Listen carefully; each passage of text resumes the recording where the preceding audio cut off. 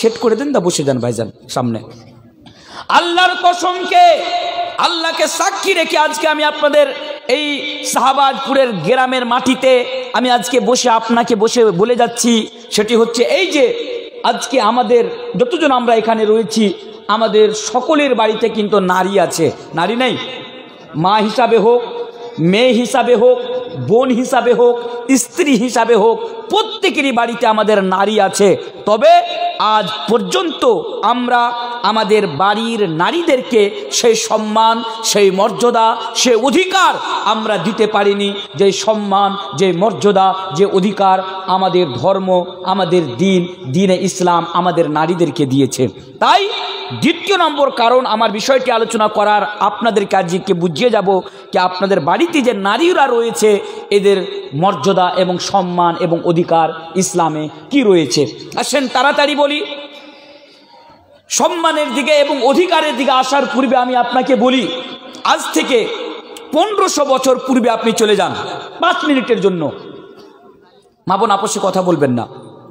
1500 বছর পূর্বে, যেহেতু আপনাদেরকে নিয়ে আলোচনা রাখছি, 1500 বছর পূর্বে আপনি চলে যান, ইতিহাসের পাতায় এখনো মজুদ রয়েছে। আপনি ইতিহাস যদি উঠিয়ে পড়ুন তাহলে এই পৃথিবীতে নারীদের মান, সম্মান, ইজ্জত বলে কোনো জিনিসই ছিল না। জামানায় জাহিলিয়াতে আরবের মাটিতে আজকে বর্তমান সময়ে আমরা যেমন আমাদের বাজারে, আমাদের হাটে ঘাটে আমরা গরু ছাগল কিনা বেচা করি, সেরকম মা বোনদেরকে কিনা বেচা করা হতো মার্কেটের ভিতরে। শুধু এতটাই নয়, নারীদের উপর এত অন্যায় অত্যাচার করা হতো, আজকে আমি আমার বক্তব্যের মাধ্যম দিয়ে আমি আপনাকে বুঝাতে পারবো না যে কতটা অন্যায় অত্যাচার করা হতো। জাস্ট আপনি এতটা মনে করে নেন যে আজ থেকে 1500 বছর পূর্বে বাবা মরে যাওয়ার পরে, বাবা ডেট করে যাওয়ার পরে বাবার সম্পত্তিতে, বাবার জায়দাদে, বাবার প্রপার্টিতে মেয়েকে কোনো অধিকারী দেওয়া হতো না, কোনো অধিকারী দেওয়া হতো না। ইসলাম আসলো, ইসলাম আসার পরে সারা বিশ্বের মানুষদেরকে বলে দিল, এই শুনো, বাবা মরে যাওয়ার পরে বাবার সম্পত্তিতে, বাবার প্রপার্টিতে যেভাবে ছেলেরা অধিকার পাবে সেরূপ তেমনি মেয়েরা অধিকার পাবে। এখানে সম্মান এবং অধিকার কিন্তু ইসলামই দিল। আর একটু আগে আসেন, এর চেয়ে বড় অন্যায় আর অপরাধ একজন নারীর উপর আর কি হতে পারে? এই সারা বিশ্বের মানুষেরা, বিশেষ করে আমাদের ভারতবর্ষের ওই কুলাঙ্গারগুলোকে আমি বলে যেতে চাই, যারা আমাদের ইসলামের উপরে এই ইলজাম চাপিয়ে যারা বলে ইসলাম নাকি নারীদের উপর অন্যায় অত্যাচার করেছে। এই দেখো, আজ থেকে 1500 বছর পূর্বে নারীদের উপর কেমন অন্যায় অত্যাচার করা হতো। একজন ছেলের বাবা যখন মারা যেত, একজন লোক যখন মারা যেত, তার যদি ছেলে থাকতো তাহলে তার ছেলে তার মাকে বিবাহ করে নিত। পুরো নাউজুবিল্লাহ। একজন ছেলে, এর চেয়ে বড় অন্যায় অত্যাচার একজন নারীর উপর আর কিছু হতে পারে কি? একজন ছেলে তার বাবা মরে যাওয়ার পরে তার মাকে সেই বিবাহ করে নিত। আপনার যদি মনে হয় মাওলানা এই কথাটা আমরা কোনোদিন শুনিনি, আমি আপনাকে বলবো, আপনার সন্দেহ হলে আপনি আসেন, আমি আপনাকে প্রমাণ দেওয়ার জন্য এখানে এখনো বসে রয়েছি, আপনি এসে দেখে নিতে পারেন। ইসলামই সেই ধর্ম, যেই ধর্ম সারা বিশ্বের মানুষকে বলে দিলেন ওয়ালা তানকিহু মা নাকাহা আবাউকুম মিনান নিসা, এবং অন্য জায়গাতে আল্লাহ তাবারক ওয়া তাআলা পবিত্র কোরআনের মধ্যে বলে দিলেন হুররিমাত আলাইকুম উম্মাহাতুকুম। এক কথায় এই সারা বিশ্বের মানুষেরা তোমরা শুনে রেখো, তোমাদের মায়ের সাথে তোমাদের বিবাহ হারাম, অর্থাৎ তোমরা তোমাদের মাকে বিবাহ করতে পারো না। তাহলে এখানেও সম্মান কিন্তু ইসলাম দিল। আচ্ছা, আরেকটু আগে আসেন, খুব তাড়াতাড়ি আমি বলে যাচ্ছি, তারপর আমি আপনাকে অধিকারের দিকে নিয়ে চলে আসবো। সেটি কি?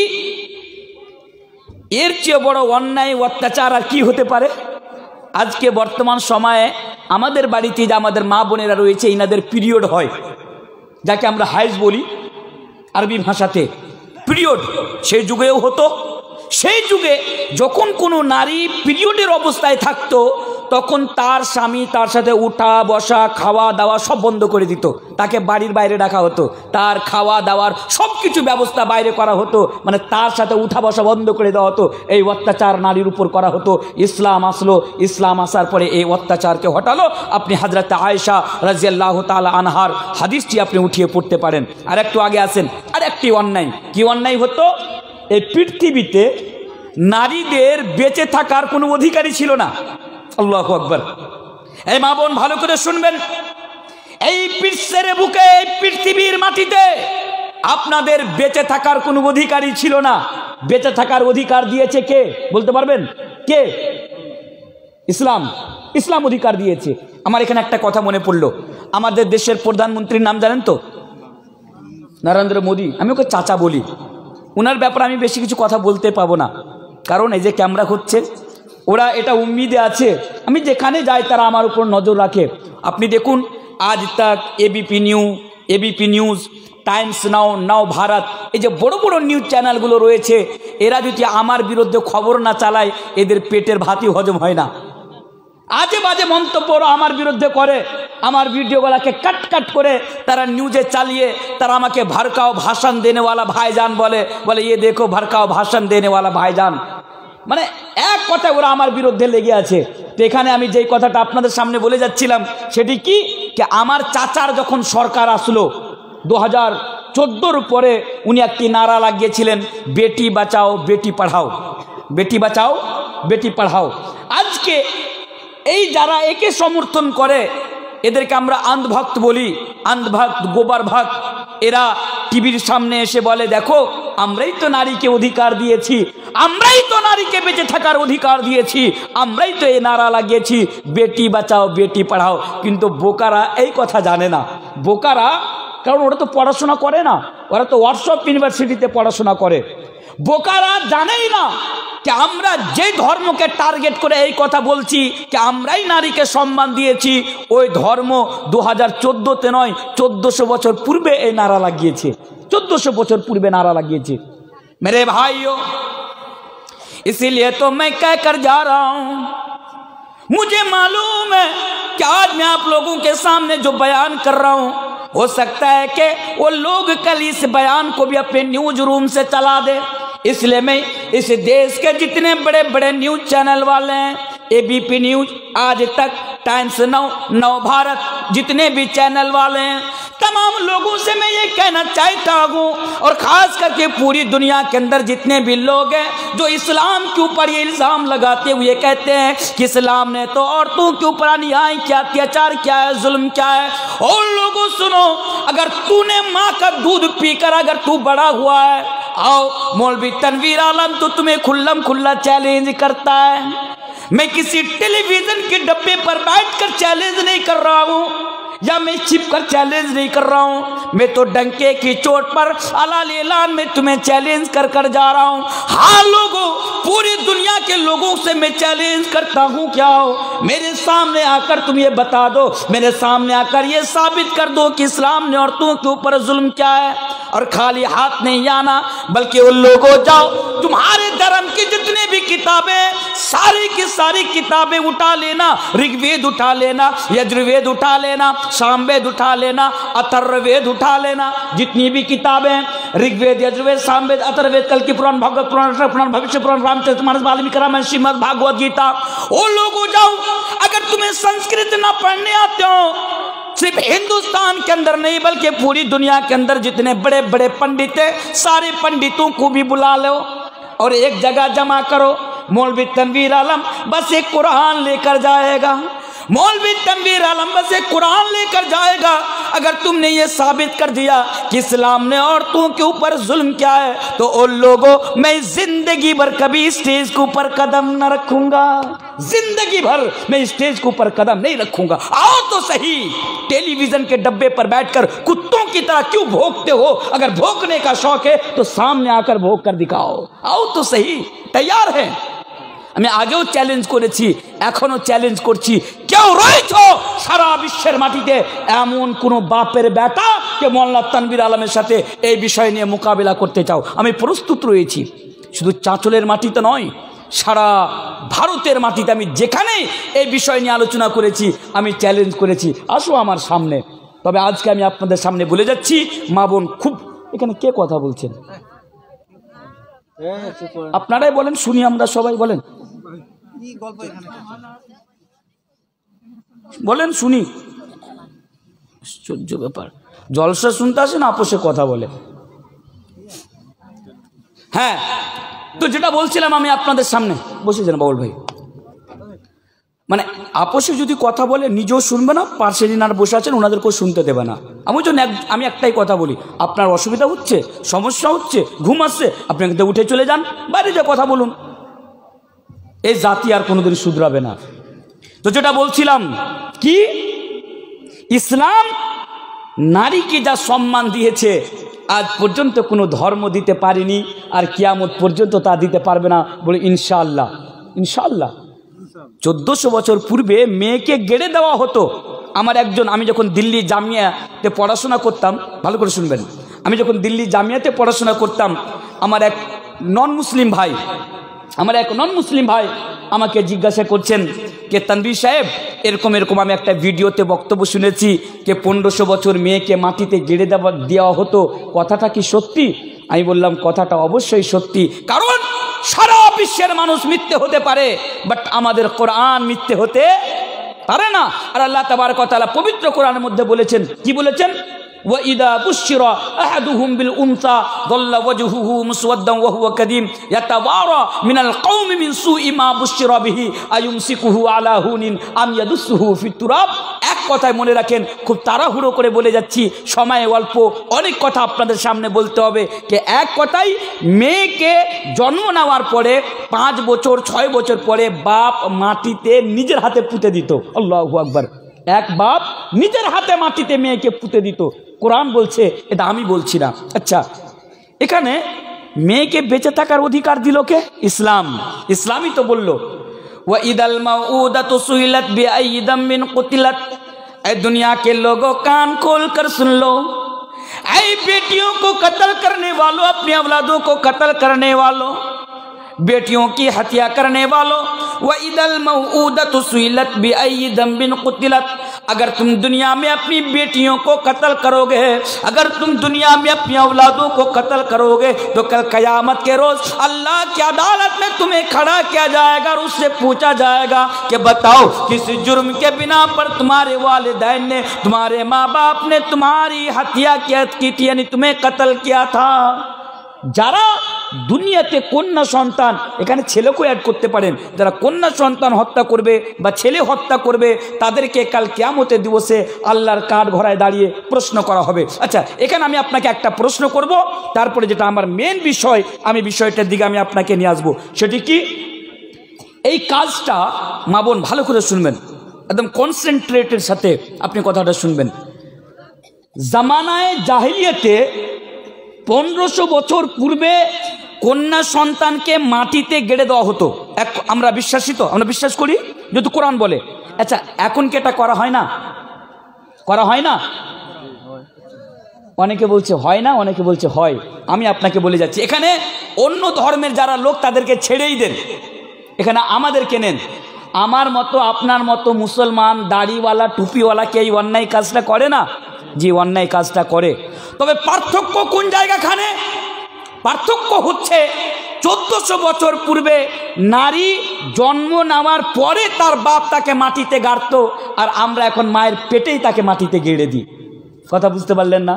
মাটিতে আমরা গেড়ে দিই। আজকে আমাদের মেন্টালিটি কি জানেন? আজকে আমাদের মেন্টালিটি, বিয়ের একদিন পর থেকে আমরা প্ল্যানিং করতে শুরু করে দিই। আগো কয়টা বাচ্চা নিবা? বিয়ের একদিন পর থেকে আমাদের প্ল্যানিং শুরু। আগো কয়টা বাচ্চা নিবা? বউ বলছে তুমি কটা নিবা? ছেলে বলছে 3টা, মেয়ে বলছে না এতটি নেওয়া যাবে না, 2টাই যথেষ্ট। বিয়ের আগেই প্ল্যানিং আমাদের শুরু। এই নিয়ে অনেক আমাদের মাথা ব্যথা। এখন তো আমাদের সমাজে ভালোবাসার ট্রেন্ড চলেছে, ছেলে মেয়েদের এক অপরকে ভালোবাসা, বিয়ের আগে ফোনে কথা বলা, ফোনেই তাকে বলছে আচ্ছা বিয়ের পরে কয়টা বাচ্চা নেবে, এখনো বিয়ে হয়নি তাতেই বাচ্চা নিয়ে মাথা ব্যথা, বলছে তুমি কয়টা বাচ্চা নিবা। ওই জন্য আমি এক জায়গাতে বক্তব্য দিয়ে বলেছিলাম ওই যুবকদেরকে যারা বাচ্চা নিয়ে যাদের মাথা ব্যথা, কে ভাই তোমাদের যখন এতই মাথা ব্যথা কে কয়টা বাচ্চা নিবার, কয়টা বাচ্চা হবে, তাহলে সবচেয়ে ভালো বুদ্ধি হলো কোনো হিজড়াকে বিয়ে করে নাও, একটাও বাচ্চা হবে না। সবচেয়ে ভালো বুদ্ধি, একটাও বাচ্চা হবে না। আল্লাহ রাসূল বলছেন তাজাওয়াজুল ওয়াদুদাল ওয়ালুদ ফাইন্নী মুকাসিরুম বিকুমুল উমাম। আরেকটি হাদিসের মধ্যে বলছেন তাজাওয়াজুল ওয়াদুদাল ওয়ালুদ ফাইন্নী মুকাসিরুম বিকুমুল আম্বিয়া ইয়াউমাল কিয়ামা। তোমরা সেই নারীকে বিয়ে করো যে নারী বেশি বেশি সন্তান জন্ম দিতে পারে। আর আমরা বিয়ের পরে প্ল্যানিং শুরু করে দিই যে বাচ্চাই নিব না। তাহলে বলুন আল্লাহ রাসূলের হাদিসের উপরে কি আমরা আমল করলাম? আমল করলাম না। তো যেটা বলছিলাম, দুটা বাচ্চা নিতে চাই, অলরেডি দুটা বাচ্চা হয়ে গিয়েছে, ভুল করে স্ত্রী প্রেগনেন্ট, ভুল করে প্রেগনেন্ট। চাঁচল আপনি চলে গেলেন ডক্টরের কাছে, ডক্টরকে যে বলছেন ডাক্তার সাহেব বড়া সমস্যায় ফেঁসে গিয়েছি। ডক্টর বলছে কেন, কি হয়েছে? বলছে আমার স্ত্রী আবার 2 মাসের প্রেগনেন্ট হয়ে গিয়েছে, এবার কি করা যায়, এবার কি করা যায়? ডক্টর বলছে বোকা, এ নিয়ে মাথা ব্যথা করে লাভ আছে? এ নাও মেডিসিন, মেডিসিন নিয়ে যাও, তোমার স্ত্রীকে খাওয়াও, বাচ্চা নষ্ট হয়ে যাবে, বা অপারেশন করিয়ে নাও, বাচ্চা নষ্ট হয়ে যাবে। এই নাও গাছ খেয়ে নাও, অপারেশন বাচ্চা নষ্ট হয়ে যাবে। আজকে শত শত মুসলমান ঘরের নারী এবং পুরুষ আজকে এই অন্যায় কাজ করেছে। মা বোন আপনিও শুনুন, আপনার স্বামীকে যে আপনি বলে দিবেন, আর আপনারাও শুনুন, আপনার দ্বারা দিয়ে যদি এই অন্যায় কাজ হয়ে থাকে, আপনার স্ত্রীর পেটে সন্তানকে আপনি অপারেশনের মাধ্যম দিয়ে, ইয়া মেডিসিনের মাধ্যম দিয়ে, ইয়া অন্য কোনো জিনিসের মাধ্যম দিয়ে যদি বাচ্চা নষ্ট করে থাকেন, তাহলে কাল 1500 বছর পূর্বে যারা এই অন্যায় কাজ করেছিল, আল্লাহর যেই আদালতে তাদেরকে দাঁড় করানো হবে, আপনার নাম দেখে, আপনার দাড়ি দেখে, আপনার টুপি দেখে আপনাকে ছাড় দেওয়া হবে না, আল্লাহর সেই আদালতে আপনাকেও দাঁড় করানো হবে। তা এই অন্যায় কাজ যদি আপনার দ্বারা দিয়ে হয়ে থাকে, আজকেই আপনি ক্ষমা চান। মা বোন আপনার দ্বারা দিয়ে যদি অন্যায় কাজ হয়, তাহলে আপনি ক্ষমা চান, হয়তো আল্লাহ আপনাকে ক্ষমা করে দিবে। নয়তো এটা এত বড় পাপ, এটা এত বড় পাপ, এটা এত বড় অন্যায়, কে এই অন্যায় আল্লাহ তাবারক ওয়া তাআলা ক্ষমা করবেন না। আগে আসেন, ইসলাম বিষয়টি হলো ইসলাম নারীকে কি অধিকার দিয়েছে, তাহলে দেখ ইসলাম কি অধিকার দিচ্ছে। এবার আসেন, আমি 9টি হাদিস পড়ে আপনাদের এখান থেকে বিদায় নেব ইনশাআল্লাহ তাআলা। এত সময় অল্প, কি বলবো না বলবো খুঁজে পাচ্ছি না পয়েন্টগুলো। তাহলে আসেন 4-5টি হাদিস আমি তাড়াতাড়ি আপনার সামনে বলি। এবার খুবই মনোযোগ সহকারে শুনবেন। কথা বললেন না বাবু, আমার ডিস্টার্ব হচ্ছে এখানে। ইনারা খুব শান্তভাবে শুনছেন, একটু নিষেধ করেন তো, বলেন যে আমার অসুবিধা হচ্ছে এখানে কথা বলছে। না এনারা বাংলা বুঝতে পারে না, না ইংলিশে বলতে হবে? আচ্ছা বাংলা বুঝতে পারে এরা। তো যেটা বলছিলাম আমি আপনাদের সামনে, এবার দেখেন আমাদের প্রত্যেকের বাড়িতে কিন্তু আগেই বলেছি মেয়ে, স্ত্রী অ্যান্ড মা এবং বোন, 4টা জিনিস আছে। 4টার মধ্যে একটা না কেউ আছে। এবার নেন মেয়ে, আমাদের বাড়িতে যদি মেয়ে থাকে, ইসলাম কি অধিকার দিয়েছে দেখুন। ইসলাম একজন মেয়েকে, মানে ডটার, বেটিকে যা অধিকার ইসলাম দিয়েছে, আজ পর্যন্ত কোনো ধর্ম দিতে পারেনি, আর কিয়ামত পর্যন্ত পারবে না। কি অধিকার? মা বোন খুব ভালো করে শুনবেন, আপনাদেরকে কি অধিকার দিচ্ছে ইসলাম। আপনাদের বাড়িতে বেটি আছে, বেটি, ডটার। আজকে না আমাদের সমাজে বেটিকে বোঝ মনে করা হয়, বোঝ মনে করা হয় না। বোঝ মানে কি? চায়ের দোকানে 2জন লোক বসে আছে, একজন লোক বলছে ভাই দুনিয়াতে আমার টেনশন বলে কোনো জিনিসই নাই। বলছে হাউ হাউ कैसे, কেন? উনি বলছেন আমার 4টি বেটা, একটি বেটা সৌদি আরবে থাকে, একটি দুবাইয়ে থাকে, একটি কাতারে থাকে, আর একটি বাড়িতে থাকে। আমার ছেলেগুলো রোজগার করে, আমাকে মাইনে টাকা দেয়, আমি চায়ের দোকানে বসে বসে চা খেয়ে আমি শেষ করে দিই, বিড়ি খেয়ে আমার দিন রাত পার হয়ে যায়, আমার টেনশনই নাই। এই কথা শুনে আর একজন লোক ওর পাশে বসেছিল, মাথাটা নিচু করে নিয়েছে। ওকে বলছে ভাই তোমার কি প্রবলেম, তুমি কেন মাথাটা নিচু করলে? ও বলছে ভাই আর কষ্টের কথা কি বলবো, রাত্রে আমার ঘুম আসে না। বলে কেন রাত্রে কেন ঘুম আসে না? বলছে আমার কপালটা ফুটো হয়ে গিয়েছে। বলছে কপাল ফুটো হয়ে গেছে মানে? বলছে আমার বাড়িতে শুধু মেয়ে আর মেয়ে, বেটি আর বেটি, আমার বাড়িতে বেটি আর বেটি, একটাও ছেলে নাই। এই বেটিগুলোর কারণে আমার রাত্রিবেলা ঘুম আসে না। কারণ আমাদের সমাজে বেটি যদি বড় হয়ে যায়, তাহলে বিয়ে দিতে গেলে বাবার টেনশন বেড়ে যায়। কারণ বিয়ে দিতে গেলে পণের টাকা লাগে। পণ বুঝেন আপনারা? ডিমান্ড, জি পণ, ডিমান্ড, জেহেজ। আপনাদের এলাকাতে চলাফেরা করে এগুলো? মানে এই ভিখারির বাচ্চাগুলো সব জায়গাতেই আছে। আর এই ভিখারির বাচ্চাগুলোর জন্য আজকে আমাদের সমাজের কত গরিব বাবাকে সুসাইড করতে হয়েছে, কত গরিব ঘরের মেয়েকে সুসাইড করতে হয়েছে। আজকে আমাদের সমাজে মেয়েকে যদি বোঝ মনে করা হয়, তার কারণগুলোর মধ্য থেকে একটি অন্যতম কারণ यानी उनकी वजू में से एक बहुत बड़ी वजह यह है कि आज के मेयर বিয়ে দিতে গেলে বাবার মাথার ঘাম ছুটে যায়। বাবার টাকা সুদের উপরে নিতে হয়, লোন নিতে হয়, জমি বিক্রি করতে হয় এই ভিখারির বাচ্চাগুলোর জন্য। তাহলে এই সমাজ থেকে যদি ডিমান্ডটা বন্ধ হয়ে যায়, জেহেজটা যদি পণটা যদি বন্ধ হয়ে যায়, অনেক গরিব বাবা কিন্তু বেঁচে যাবে, ও আর মেয়েকে বোঝ মনে করবে না। আমার কথার সাথে একমত কিনা? তবে আপনাদের এলাকা তো আমি তো ফার্স্ট টাইম, আমি তো জানি না এখানে। তবে আমার পূর্বেও অনেক মাওলানা পণের উপরে কথা বলেছেন, অবশ্যই বলেছেন যেটা হারাম, পণের টাকা দেওয়া খাওয়া হারাম। কই তবু তো আমাদের সমাজ থেকে পণ বন্ধ হয় না, ডিমান্ডের সিস্টেমটা বন্ধ হয় না, কারণ আমরা চাই না বন্ধ করতে বলে হয় না। আমি এক কথাই বলি, যদি আপনি চান যে এই শাহবাজপুরের মাটি থেকে পণ বন্ধ হয়ে যাক, ডিমান্ড নেওয়া দেওয়া বন্ধ হয়ে যাক, তাহলে আপনি আমার একটা তরিকায় কার যেটা আমি বলবো, আপনি এর উপরে আমল করুন। ইনশাআল্লাহ কালকে থেকে আপনার সমাজে আর পণ লেওয়া দেওয়া হবে না ইনশাআল্লাহ। সেটি হলো কি? সেটি হলো আপনার বাড়িতে মেয়ে আছে, আপনি আগে শুরু করবেন। আপনার বাড়িতে মেয়ে আছে, মেয়ে বড় হয়ে গিয়েছে, ছেলে পক্ষ থেকে বিয়ে দেওয়ার জন্য আসলো, সবই পছন্দ হওয়ার পরে ছেলে পক্ষ থেকে আপনার কাছে মুতালেবা করা হয়, মানে আপনার কাছে চাওয়া হয় যে মেয়ে পছন্দ, সব পছন্দ, বিহায় পছন্দ, বিহানও পছন্দ, সব পছন্দ, এবার 3 লাখ টাকা আপনাকে দিতে হবে। কোনো ছেলে পক্ষ যদি আপনার কাছে টাকা চায়, তাহলে এমন ভিখারির বাচ্চার হাতে আপনার মেয়ের হাতটা দিবেন না, বলকে ওর মুখে 2টো জুতো মেরে বাড়ি থেকে বিদায় করবেন। ইনশাআল্লাহ আপনি আজকে থেকে তাদের মুখে জুতো মারেন, কালকে থেকে আপনার সমাজে এই সিস্টেম বন্ধ হয়ে যাবে ইনশাআল্লাহ। কিন্তু আজকে আমরা সেটা করি না। আমাদের কাছে পণের টাকা চাইলে আমরা আদর করে আবার তাদেরকে চা খাওয়াই, আদর করে ভাত খাওয়াই, আদর করে তাদেরকে ফ্যানের তলে পাংখার তলে আমরা বসতে দিই। আরে এই ধরনের লোকদেরকে বাড়ি থেকে বিতাড়িত করুন ইনশাআল্লাহ। যেদিন থেকে মেয়ের বাবারা এই ধরনের লোভী মানুষদেরকে বাড়ি থেকে বিতাড়িত করবে, সেদিন থেকে আমাদের সমাজে এই সিস্টেম বন্ধ হয়ে যাবে। আপনি যদি আমার সাথে একমত হন, কালকে থেকে আপনি এই কাজটা বন্ধ করবেন বলুন ইনশাআল্লাহ। তো মেয়েকে আমরা বোঝ মনে করি। এবার আসেন আমি আপনাকে বলি, এই শাহবাজপুরের মানুষেরা, আপনার বাড়িতে মেয়ে আছে, আপনাকে আর টেনশন নিতে হবে না। আপনার বাড়িতে মেয়ে আছে, আপনাকে আর কষ্ট করতে হবে না। কারণ এবার হাদিস আপনি শুনে যান। কি হাদিস? একটা কথা মনে রাখবেন, মাওলানা তানভীর আলম যে হাদিসগুলো আপনার সামনে বলে যাচ্ছে, কিয়ামত পর্যন্ত কোনো মায়ের বেটা হাদিসগুলোর ওপরে আঙ্গুল উঠিয়ে কথা বলতে পারবে না, কিয়ামত পর্যন্ত। কিয়ামত পর্যন্ত তার মানে হাদিসগুলো একবারে খাঁটি, হাদিসগুলো একবারে সঠিক। হাদিস কি? 3টি হাদিস আমি আপনার সামনে রাখি। প্রথম নম্বর হাদিস, মান আলা জারিয়াতাইনি হাত্তা তাবলুগা জা ইয়াউমাল কিয়ামা আনা ওয়া হুয়া ওয়া দাম্মা আসাবিআহু। पहली हदीस। दूसरी हदीस, मन आला जारियतैनि हत्ता मन आला जारियतैनि दखलतु আনা ওয়া হুয়াল জান্নাত কাহাতাইন ওয়া আশারা বিউসবিহি। 2টি হাদিস হয়ে গেল। আরেকটি হাদিস বলে দিই, তারপর আমি মানেটা বলে দেব ইনশাআল্লাহ। হাদিস, এটা হাদিস একটু বাংলাতে বলি, একটু লম্বা হাদিস, শর্টকাটে বলবো।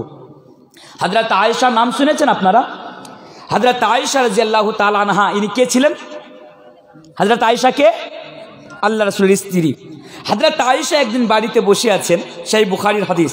বাড়িতে বসে আছেন, একজন মহিলা তার 2টি ছোট ছোট কন্যা সন্তান, ডটার यानी বেটিকে নিয়ে আল্লাহ রাসূলের বাড়িতে চলে আসলেন। আল্লাহ রাসূলের বাড়িতে এসে বলছে, আয়েশা তোমার বাড়িতে কি খাওয়ার কিছু আছে? এ আয়েশা তোমার বাড়িতে কি খাওয়ার কিছু আছে? আমি এবং আমার এই 2টি ছোট ছোট বেটি আমরা ক্ষুধার্ত অবস্থায় রয়েছি, আমরা খিদার জ্বালায় রয়েছি, তোমার বাড়িতে কি খাওয়ার কিছু আছে? খাওয়ার থাকলে দাও না গো একটু। আল্লাহ রাসূলের বাড়িতে এসে ভিক্ষা চাইছে। হযরত আয়েশা রাদিয়াল্লাহু তাআলা আনহা বাড়িতে খুঁজছেন তাদেরকে খাওয়ানোর জন্য কিছু পাওয়া যায় কিনা, কিন্তু আল্লাহ রাসূলের বাড়িতে কিছুই নেই। আল্লাহু আকবার। দুইজন ছোট ছোট বাচ্চাকে, সেই বুখারীর হাদিস, দুইজন ছোট ছোট বাচ্চাকে এবং তার মাকে খাওয়ানোর মতো আল্লাহর রসুলের বাড়িতে কোনো জিনিসই নাই কে তাদেরকে খাওয়াবে। এখান থেকে আপনি কি বুঝতে পারলেন? এখান থেকে একটা মাসআলা সাবিত হচ্ছে। মাসআলাটি কি? যে আল্লাহ রসুল দুনিয়া নিয়ে কোনোদিন ভাবনা চিন্তাই করেননি। কথা বুঝলেন না? আল্লাহ রসুল এই দুনিয়া নিয়ে কোনোদিন মাথা ব্যথাই করেননি যতটা আমরা দুনিয়া নিয়ে ভাবছি। আমরা তো পরকালকে ভুলে গিয়েছি, কিন্তু সেই রসুল দুনিয়া নিয়ে নেই, পরকালকে নিয়ে ভাবতেন। আর আমরা মুসলমানও এত মাথা মোটা মুসলমান, এত জঘন্য মুসলমান, আমরা এত গাধা, এত বেবকুফ মুসলমান যে আমরা দুনিয়াকে সব কিছু মনে করে নিয়েছি, আমরা আজকে পরকালকে ভুলে গিয়েছি। এখানে একটা হাদিস বলবো, একটা হাদিস বলে যাচ্ছি আমি আপনার সামনে। যে হাদিসটি আমি আপনার সামনে বলবো, ইমামে আবু দাউদ কিতাবুল ফিতানের ভিতরে হাদিসটি নিয়ে এসছেন। হাদিসের রাবি হচ্ছেন হযরতে সাওবান রাদিয়াল্লাহু তাআলা আনহু। হাদিসটি অনেক লম্বা। হাদিসটি এভাবে আছে, ইউশিকুল উমামু আন তাদা আলাইকুম কামা তাদা আলাকালাতু ইলা কাসাতিহা ফাকালা কাইলুন ওয়া মিন কিল্লাতি নাহনু ইয়াউমাইদিন ক্বাল বাল আনতুম ইয়াউমাইদিন কাসীর ওয়ালাকিন্নাকুম গুসাউন কা গুসাই সাইল ওয়ালা ইয়ানজান্নাল্লাহু মিন সুদুরি আদবিকুম মা ওয়া মিনকুম ওয়ালা ইয়াগফিরান্নাল্লাহু ফি কুলুবিকুম ওয়া হানা ফাকালা কাইলুন ইয়া রাসূলুল্লাহ ওয়া মাল ওয়ান ক্বালা হুব্বুদ দুনিয়া ওয়া কারাহাতুল মাউত। লম্বা হাদিস। যেভাবে ইমামে আবু দাউদ হাদিসের বইয়ের ভিতরে হাদিসটি নিয়েছেন, আমি আপনার সামনে 1 মিনিটের মধ্যে পড়ে নিলাম। হাদিসটির মানে কি শর্টকটে বলে যাচ্ছি, কারণ সময়ের প্রয়োজন। শর্টকট কি? আল্লাহ রসুল 1400 বছর আগে একটা কথা বলে গিয়েছিলেন, এই একটা এমন সময় আসবে দুশ্মনেরা তোমাদের উপরে অন্যায় অত্যাচার করবে, তোমরা যেখানে যাবে লাত খাবে, যেখানে যাবে জুতো খাবে, তোমাদের মান সম্মান ইজ্জত বলে তোমাদের কোনো জিনিস থাকবে না। তোমার চোখের সামনে তোমার মসজিদ ভেঙে নিয়ে তারা চলে যাবে, তুমি কিছু করতেই পারবে না, কারণ ওরা তোমাকে দেখে ভয় করবে না। তোমাদের রোব ও দাবদাবা বলে ওনাদের অন্তরে কিছু থাকবে না। তোমরা এক কথায় তোমরা দুনিয়াতে অপমানিত হয়ে যাবে, তোমরা দুনিয়াতে লাঞ্ছিত হয়ে যাবে। এই কথা আমি না, আল্লাহ রসুল 1400 বছর আগে বলেছিলেন। সাহাবারা বলেছিলেন, আল্লাহ রসুল এটা কেন হবে, আমরা কেন অপমান হব? আল্লাহ রসুল বলেছিলেন, তোমাদের অন্তরে একটি অসুখ তৈরি হয়ে যাবে। আল্লাহ রসুলকে জিজ্ঞাসা করা হলো, ইয়া রাসূল আল্লাহ মাল ওয়াহান, এ অসুখটি, এ ওয়াহান অসুখটি কি? আল্লাহ রসুল বলেছিলেন, হুব্বুদ দুনিয়া ওয়া কারাহিয়াতুল মাউত, তোমাদের অন্তরে দুনিয়ার ভালোবাসা সৃষ্টি হয়ে যাবে। দুনিয়া নিয়ে আমার আলোচনা বিষয় নয় বলে আমি খুব শর্টকাট আমি মেসেজটা দিয়ে গেলাম হাদিসটা থেকে। হাদিসটার দিকে আপনি আসেন। হযরত আয়েশা বলছে, আমার বাড়িতে একটি খেজুর ছিল, আমি খেজুরটি দিয়ে দিলাম। এই বোন, তোমাদেরকে খিদা লেগেছে, এই নাও একটি খেজুর, এই খেজুর ছাড়া আমার বাড়িতে আর কিছু নাই। উনি দিয়ে দিলেন। ওই মেয়েটি করলো কি, মহিলাটি করলো কি, ওই খেজুরকে 2 ভাগে ডিভাইড করলো, ভাগ করলো। ভাগ করার পরে একটি ভাগ একটি মেয়েকে দিল, আরেকটি ভাগ আরেকটি মেয়েকে দিল। তারা ওখান থেকে চলে গেল। আল্লাহ রসুল বাড়িতে আসলেন। হযরত আয়েশা রাদিয়াল্লাহু তাআলা আনহা পুরো দৃশ্যটা বললেন। আল্লাহ রসুল তখন কি বললেন জানেন? হাদিসের শব্দ কুন্না লাহু সিতরাম মিনান নার। এর মানে হলো আল্লাহ রসুল বলছেন, আয়েশা, যার বাড়িতে বেটি থাকবে ওর বেটি কাল কিয়ামতে দিবসে তার পিতামাতাকে জাহান্নামের আগুন থেকে বাঁচাবে। বলুন সুবহানাল্লাহ। 3টি হাদিস বললাম। 3টি হাদিসের মানে কি? 3টি হাদিসের মানে যদি এক জায়গাতে জমা করা যায়, তাহলে যে মানেটা উঠে আসে সেই মানেটা হচ্ছে, আপনার বাড়িতে যদি বেটি থাকে, আপনি যদি ভালো করে বেটির লালন পালন করলেন, তাহলে এই বেটির লালন পালন করার কারণে কাল কিয়ামতের দিবসে আপনি জান্নাতে যাবেন। তবুও আল্লাহ রসুলের সাথে আপনি জান্নাতে থাকবেন। আল্লাহু আকবার। আমি না, আল্লাহ রসুল বলছেন, হাতের ইশারা দিয়ে, উঙ্গুলের ইশারা দিয়ে বলছেন, আপনি আল্লাহ রাসূলের সাথে থাকবেন। আপনাদের বাড়িতে বেটি আছে? বেটি আছে কি নেই? খুশি হয়ে যান, জান্নাতে যাবেন। আচ্ছা, এর মানে এটা নয় কাল থেকে আপনি নামাজ রোজা সব ছেড়ে দিলেন। এ ভাই আপনাকে জিজ্ঞাসা করছে, চাচা আপনি তো আগে নামাজ পড়তেন, এখন কি ব্যাপার, নামাজ টামাজ সব কিছু ছেড়ে দিলেন, নামাজ পড়ছেন না? তখন আপনি উত্তরে বলছেন কে মৌলানা তানবীর আলম বলেছিল চ্যালেঞ্জ সহকারে, কে যার বাড়িতে 2টি বেটি থাকবে ও জান্নাতে যাবে, আমার বাড়িতে 4টি বেটি, আমি নামাজ পড়ে কি করব? একটা প্রশ্ন আসে না? চুপ করিয়ে দেন। একটা প্রশ্ন আসে না? প্রশ্ন তো আসে। তবে আসেন আমি একটা কথা বলে যাচ্ছি আপনার সামনে। কি কথা? আল্লাহর রাসূল বলেছেন, আপনার বাড়িতে বেটি থাকলে আপনি জান্নাতে যাবেন। আর মৌলানা তানবীর আলম বলে যাচ্ছে, কাল কিয়ামতের দিবসে আপনি জাহান্নামে যাবেন আপনার বাড়িতে বেটি থাকার কারণে। আজীব ব্যাপার। অনেক রকম কথা হয়ে গেল, দুই রকম কথা। इसलिए मैंने कहा कि मेरी बात अगर सुनना है तो समझने की कोशिश भी करना है। আমার কথা শুনতে গেলে আপনাকে খুবই ভালোভাবে শুনতে হবে। আল্লাহর রাসূল বলছেন বাড়িতে বেটি থাকলে আপনি জান্নাতে যাবেন, আর আমি বলছি কাল কিয়ামতে আপনি জাহান্নামে যাবেন আপনার বাড়িতে বেটি থাকার কারণে। আপনি বলবেন মাওলানা আপনার কথা মানবো না হাদিসের কথা মানবো? আমি এই কথা বলি না আপনি আমার কথা মানেন, আমিও তো হাদিসকে মানি, আমি হাদিস অস্বীকার করি না। তাহলে একটা হাদিস আমি আপনার সামনে পড়ে দিই। আল্লাহর রাসূল জনাবে মুহাম্মদ রাসূলুল্লাহ সাল্লাল্লাহু আলাইহি সাল্লাম বলছেন সালাসাতুন লা ইয়ানজুরুল্লাহু আযজা ওয়া জাল্লা ইলাইহিম ইয়াউমাল কিয়ামা, তিন প্রকারের ব্যক্তি জান্নাতে যাবে না। এটা আল্লাহর রাসূলের হাদিস, এটাও সহিহ হাদিস। তিন প্রকারের ব্যক্তি জান্নাতে যাবে না, যাবে না। জান্নাতে যাওয়া তো দূরের কথা, আল্লাহ তাবারক ওয়া তাআলা তাদের দিকে নজর উঠিয়েই তাকাবেন না। তারা কারা? আল্লাহ রাসূল বলছেন আদ-দায়ুস। দায়ুসকে না, তো আপনার বাড়িতে বেটি আছে, আপনার বেটি খারাপ কাজ করে বাড়াচ্ছে অথচ আপনি নিষেধ করেন না, এরকম বাবাকে দায়ুস বলা হয়েছে, এই বাবা জান্নাতে যাবে না। আর আমি আপনার সামনে বলে যাচ্ছি, আমি জানি হয়তো সত্য কথা বলার কারণে আপনি আমাকে গালি দিতে পারেন, যাই আসে না। আপনি আমাকে ধুমকি দিতে পারেন, আমি তো আপনাকে দেখে ভয় করি না। আরে আপনি কি মোদির বাপ, মোদির মন্ত্রী কতজন আমাকে ধুমকি দিল, আজ পর্যন্ত পাত্তা দিলাম না। আপনি তো সাধারণ একটা মানুষ। আরে শুনুন, আমি আপনাকে বলে যাচ্ছি আপনার বাড়িতে বেটি থাকার কারণে আপনি জাহান্নামে যাবেন। কারণ আমি শাহবাজপুরের মাটিতে আসে মেয়েদের অবস্থা দেখে আমি আগেই বুঝতে পেরেছিলাম যে এর একটাও বাবা জান্নাতে যাবে না, এর বাবাগুলো জাহান্নামে যাবে। কারণ এরা আজ পর্যন্ত দায়িত্ব পালনই করতে পারেনি। জান্নাতে আপনি যাবেন বেটি থাকলে, দায়িত্ব পালন করলে। আরে আপনি দায়িত্ব পালন করা তো দূরের কথা, আপনি এত হতভাগা মুসলমান, আপনার 70 বছর বয়স হয়ে গেল, আপনি আজ পর্যন্ত জানতেই পারলেন না যে আপনি বাবা হিসাবে আপনার মেয়ের প্রতি আপনার কি রেসপন্সিবিলিটি, কি জিম্মেদারি, কি দায়িত্ব, আপনি দায়িত্বই বুঝতে পারলেন না। আপনি দায়িত্ব বুঝবেন কি করে? কারণ আপনি জলসা শুনতে গিয়েছেন, গজাল টজাল শুনে আপনি বাড়ি চলে এসেছেন, আপনি জানার চেষ্টাই করেননি দায়িত্ব কাকে বলে। দায়িত্ব বুঝেন? আমি আপনার ভালোর জন্য বলে যাচ্ছি, যাতে এই মেয়েগুলো, অবশ্যই মেয়ে আমাদের জন্য রহমত। আমি তো আল্লাহর কাছে দোয়া করি, আল্লাহ তুমি সকলের বাড়িতে বেটি দান করো, পড়ুন আল্লাহুম্মা আমিন। তবে আমরা দায়িত্ব না পালন করে বেটিকে জাহমাত বানিয়ে নিয়েছি। এবার আপনি আমাকে বলবেন মাওলানা আমরা দায়িত্ব পালন করিনি। আমি আপনাকে বলবো, বলুন আপনি কি দায়িত্ব পালন করেছেন? ভালো করে শুনবেন, কি দায়িত্ব পালন করেছেন আপনি?